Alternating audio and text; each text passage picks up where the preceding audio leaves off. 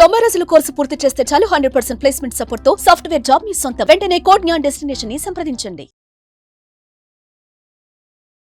Hello Shravan గారు. Hello Nagaraj గారు. Mindful millionaire. So అందులో భాగంగానే ఇంకొక సరికొత్త ఎపిసోడ్. సో ప్రీవియస్ వీడియోలో భగవద్గీతలో చెప్పినటువంటి కొన్ని విషయాల్ని క్రోడీకరించి మీరు చెప్పినటువంటి విధానం, దేనికోసం పనిచేస్తే డెఫినెట్గా సక్సెస్ వస్తుంది అనేటువంటి దాని మీద కొన్ని ప్రిన్సిపల్స్ చెప్పడం జరిగింది. ఎస్, పురాణాలను ఉద్దేశించి.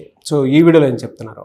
ఈ వీడియోలో నాగరాజ్ గారు, మనం సక్సెస్ అవ్వడానికి ఎన్నో కోడ్స్ ఉంటాయి, ఎన్నో టెక్నిక్స్ ఉంటాయి, ఎన్నో ఫార్ములాస్ ఉంటాయి. అయితే నేను సక్సెస్ గురించి రీసెర్చ్ చేస్తుండగా నాకు ఒక కోట్ చాలా అట్రాక్ట్ చేసింది. ఆ కోట్ ఏంటంటే పాబ్లో పికాసో గారు చెప్పింది, good artists copy, great artists steel. అంటే ఇక్కడ స్టీల్ అంటే లిటరల్ మీనింగ్ ఏంటి? దొంగతనం చేయటం.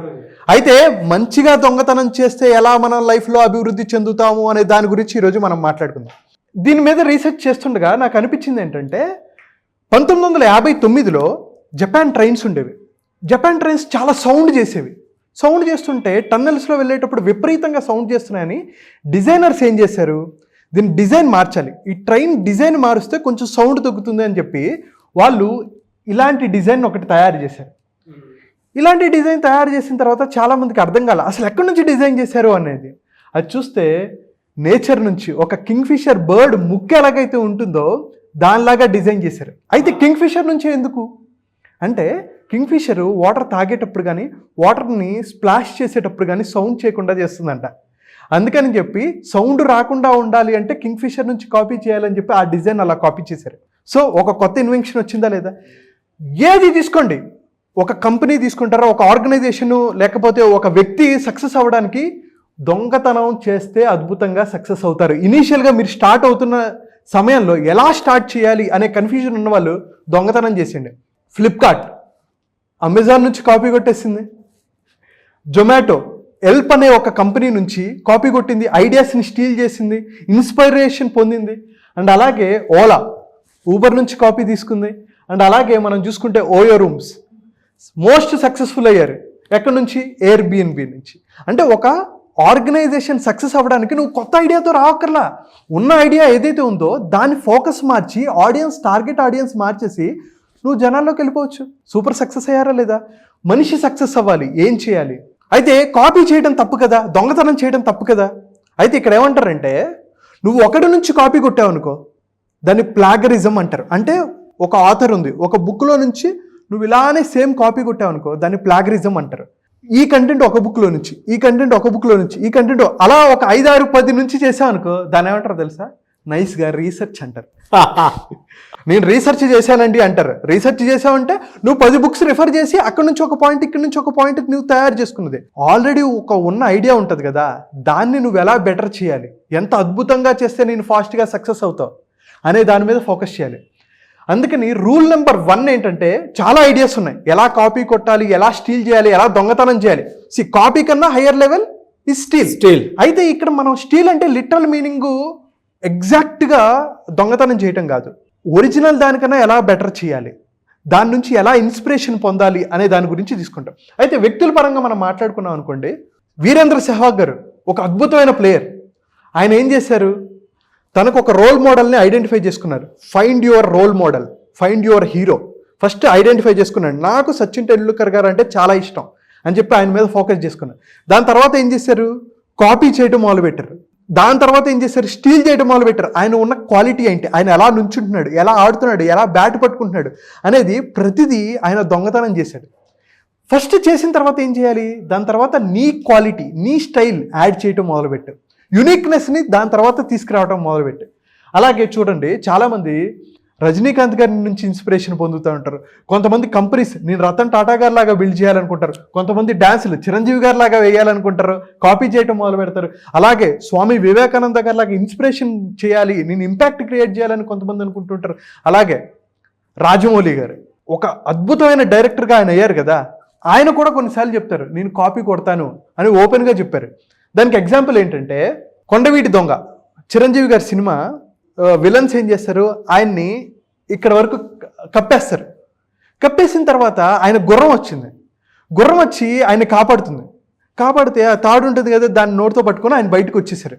ఈ సీన్ చూసి రాజమౌళి గారికి ఎక్కడో నిరుత్సాహం వచ్చింది. ఎందుకంటే ఈ బయటకు వచ్చిన తర్వాత వెంటనే ఏం చేస్తారంటే పక్కన ఇలానే కప్పేసిన కైకాల సత్యనారాయణ గారు ఉంటారనమాట, ఆయన్ని కాపాడడానికి వెళ్ళిపోతారు.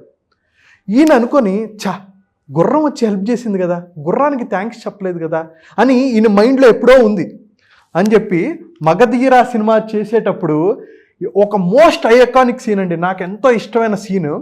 ఎయిరా భాష అంటే అలా గుర్రం ఇలా ఇసిరేస్తే అక్కడ నుంచి ఎగిరి ఆ తాడును పట్టుకుంటే ఆయన అలా బయటకు వచ్చేస్తారు. వచ్చిన తర్వాత ఆయన ఆ గుర్రాన్ని పట్టుకొని అరే మనం ఎలాగైనా యువరాన్ని పరువు కాపాడాలిరా అన్నట్టు మాట్లాడతారు. అంటే గుర్రంతో సంభాషిస్తారు. అంటే ఒక ఎమోషనల్ కనెక్ట్ అనేది క్రియేట్ చేశారు.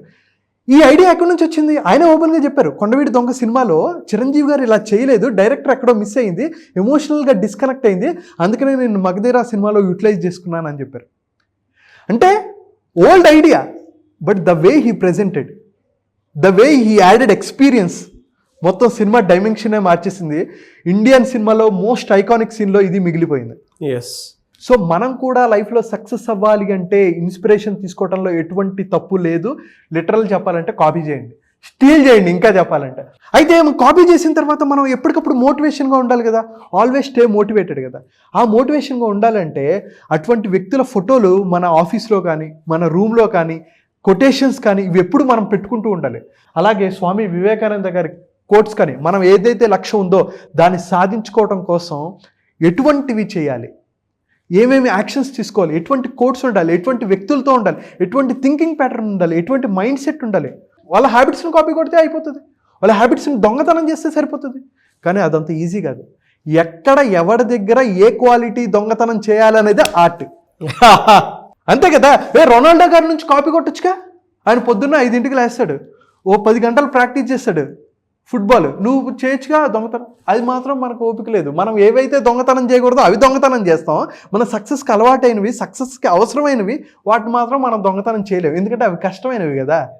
సో లైఫ్లో సక్సెస్ అవ్వాలి అంటే ఒక హీరోని ఐడెంటిఫై చేయండి, వాళ్ళ క్వాలిటీస్ దొంగతనం చేయండి, వాళ్ళ మైండ్ సెట్ని, వాళ్ళ థింకింగ్ ప్యాటర్న్ని, వాళ్ళు ఎంత కష్టపడుతున్నారు, వాళ్ళ డిసిప్లైన్ని కనుక మీరు కాపీ కొడితే ఇనీషియల్ స్టేజ్లో చాలా చాలా అవసరం. దాని తర్వాత మీ ఒరిజినాలిటీని, మీ స్టైల్ని యాడ్ చేయండి, కొత్తదనంగా మీరు ఇంప్లిమెంట్ చేయండి, ట్రై చేయండి.